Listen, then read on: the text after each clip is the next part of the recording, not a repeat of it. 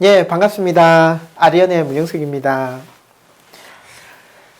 예, 대구 부동산이 진짜 많이 올랐고 관심도 많으신데, 왜 많이 올랐을까에 대한 얘기들, 그 이유들에 대해서 제 개인적인 얘기들을 조금 하겠습니다. 문재인 정부가 들어온 게 2017년 5월이에요. 그 이제 문재인 정부가 들어오기 전에 박근혜 정부가 5년을 했죠. 2013년도부터 중간에 탄핵을 당했으니까 뭐 2017년도까지 이렇게 박근혜 정부가 있었어요. 그 전에 5년이 이명박 정부, 그 전에 5년이 노무현 정부, 그 전에 5년이 김대중 정부, 그 전에 5년이 김영삼 정부였어요.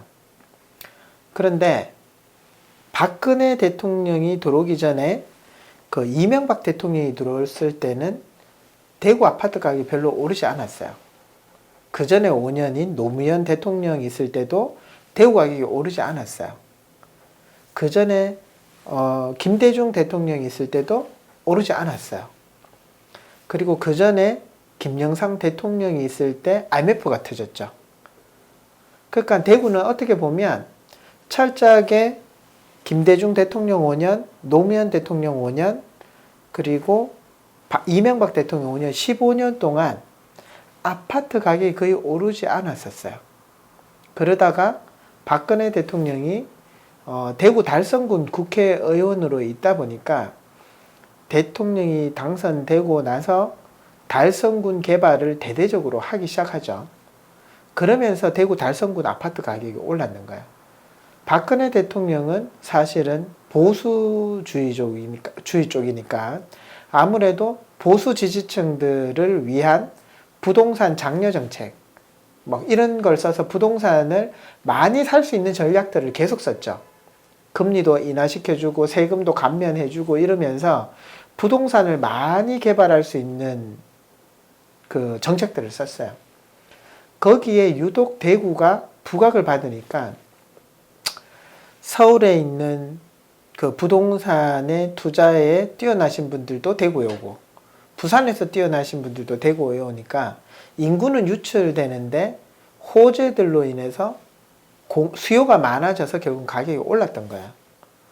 그러다가 문재인 정부가 들어오면서 문재인 대통령이 하는 정책은 진보니까 부동산 억제 정책, 부동산을 투기하는 것을 막는 정책들을 쓰죠. 대출을 규제하고 부동산에 대한 어떤 세금들을 강화시키고 이렇게 써요. 그러면 다음 정부는 어떤 정책들을 쓸까요? 뭐 보수가 될 수도 있고 진보가 될 수는 있지만 강력했던 부동산 정책에서보다는 한 발 물러난 정책들을 쓸 수 있겠다 이렇게 생각이 듭니다.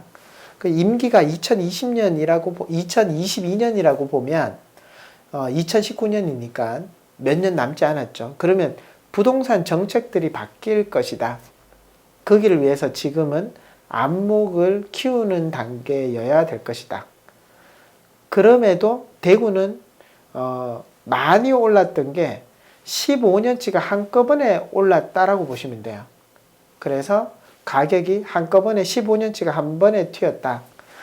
그리고 두 번째가 97년도 IMF 터지고 뭐 그 전에 상인동 아파트가 개발되고 성서가 개발되고 칠곡이 개발이 되고 시지가 개발이 됐는데 이때가 다 93년, 94년도였어요. 신규 아파트 대단지가 들어왔는데 97년도 IMF 터지고 98년, 2000년도에 우방 청구가 다 무너졌죠.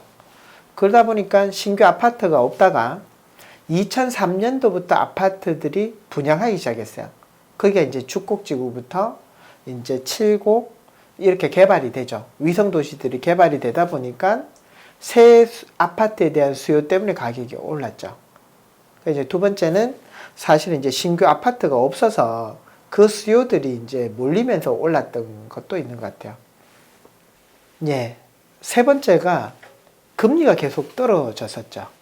그러니까 금리가 싸니까 대출이자에 대한 부담이 없어서 이제 부동산 수요가 많아지니까 가격이 올랐던 것 같아요.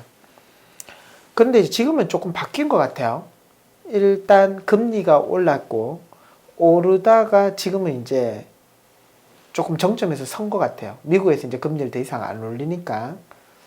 그렇지만 가격이 빠지질 않았어요. 아파트 가격이, 그죠? 그리고 두 번째는 예전에는 보수 정권이었지만 지금은 진보다 보니까 각종 규제들이 아직 그대로 서 있어요. 그죠?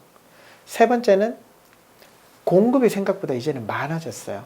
부동산 불패가 신화가 되고 계속되다 보니까 이 세 가지 때문에 지금은 일단은 사실은 좀 지켜보거나 앞으로 정말 호재가 많은 지역을 제외하고는 조금 기다려주는 타이밍인 것 같습니다.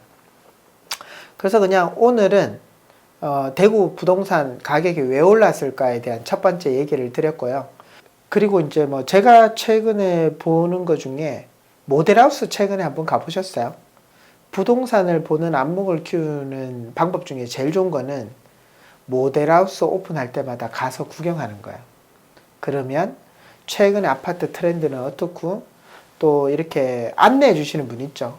브리핑 해 주시는 분.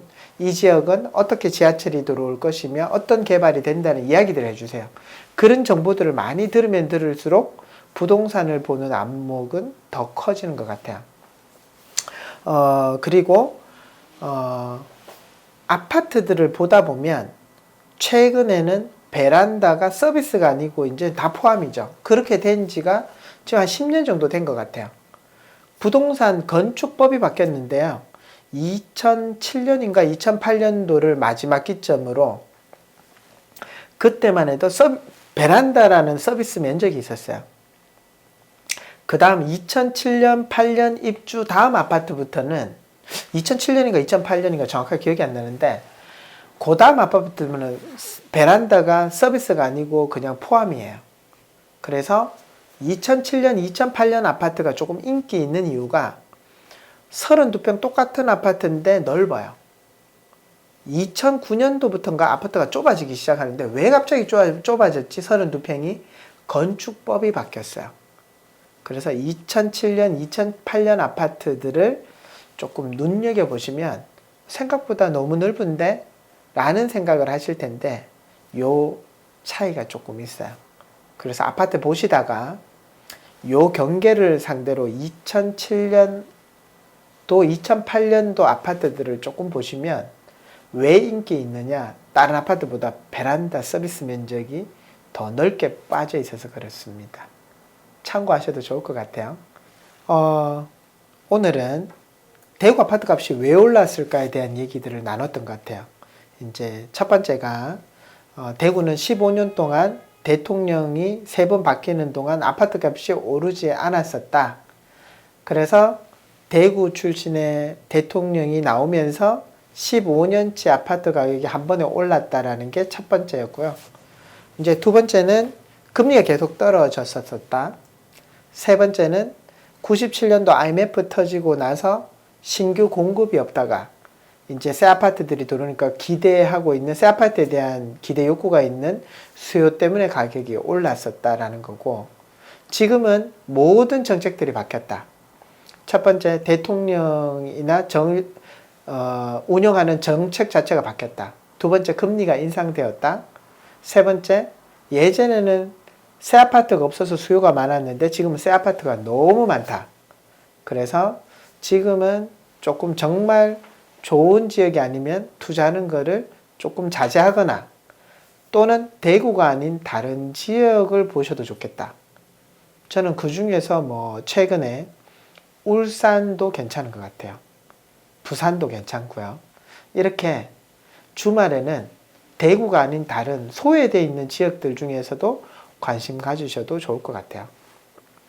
그리고 두 번째로 말씀드린 거는 아파트 중에 굳이 애매하다면 2007년도 아파트도 눈여겨봐도 좋을 것 같다. 이유는 똑같은 32평형이지만 베란다 서비스 면적 때문에 조금 더 넓은 아파트를 살 수 있다. 요 두 가지 얘기를 드린 것 같고요. 지금은 계속 안목을 키울 때인 것 같아요. 과거를 계속 보다 보면 미래는 또 보이는 거니까요. 그래서 오늘은 여기까지 하겠습니다. 예, 오늘도 시청해 주셔서 너무 감사합니다. 수고하셨습니다.